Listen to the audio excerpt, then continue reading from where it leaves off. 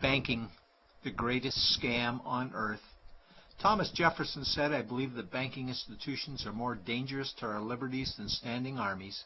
If the American people ever allow private banks to control the issue of their currency, the banks will deprive the people of all property until their children wake up homeless on the continent their fathers conquered."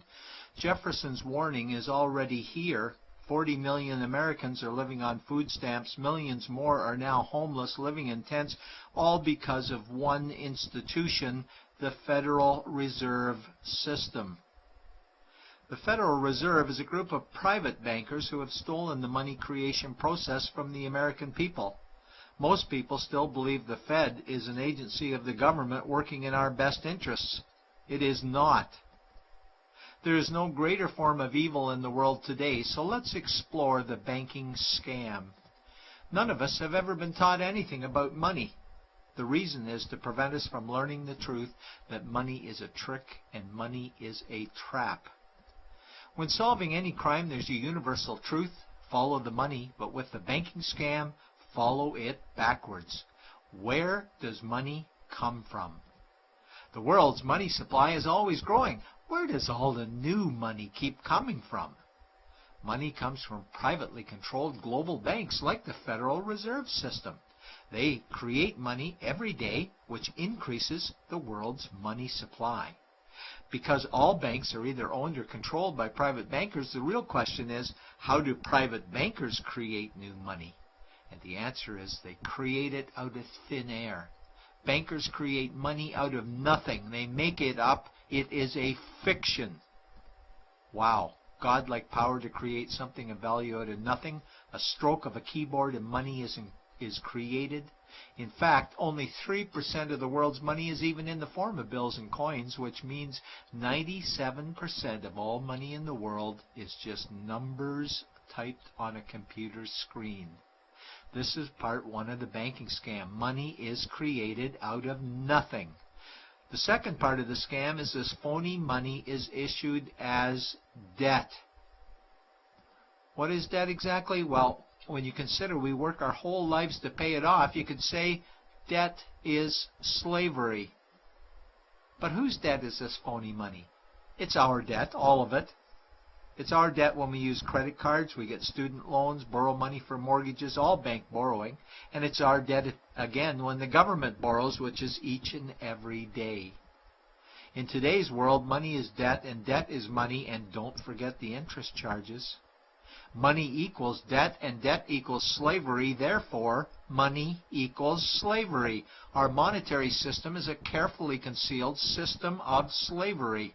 Why? Because our government can create the same money for free with no interest charges, just like they used to as the Founding Fathers designed it inside the United States Constitution for our protection against private bankers. The third part of the banking scam is very evil. When bankers create money from nothing and issue it as debt, they only create the principal portion of the debt.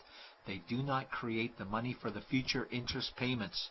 There is not enough money in existence for all of us to make our interest payments. In fact, our money creation system is even mathematically impossible.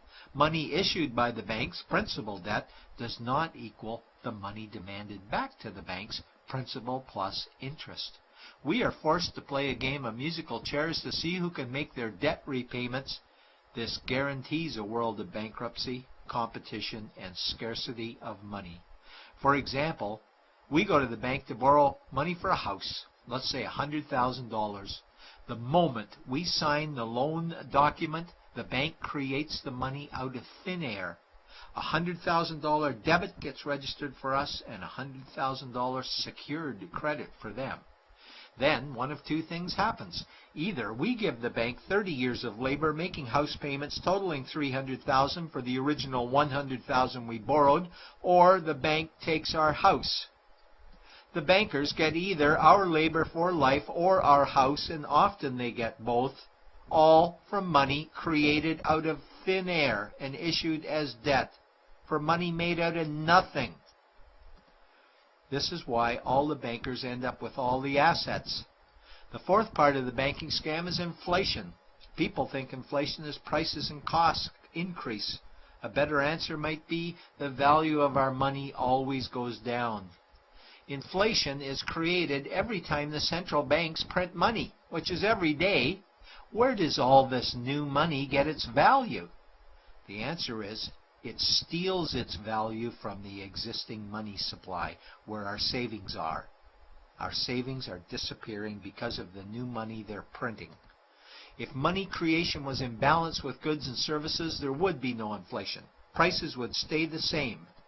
But the reality is banks always print money, driving prices ever higher, which steals the value of our savings, making them disappear.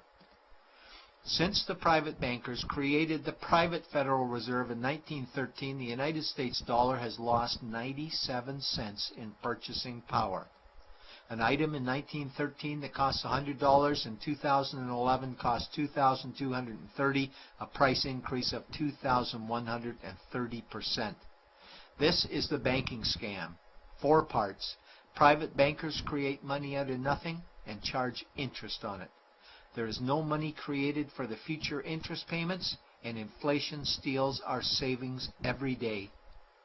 In order for the banking scam to be pulled over our eyes, the bankers need help from the likes of paid-for politicians and appointed civil servants, military-industrial complex, mainstream media, multinational corporations, and the bankers' good buddies. For example, what do our banker-controlled television networks say about criminal bankers? "Oh, bankers are our saviors. Chairman is Man of the Year. He saved the world. Bankers really do deserve their bonuses. They're so smart." And what do our banker-owned G20 politicians say we need to do?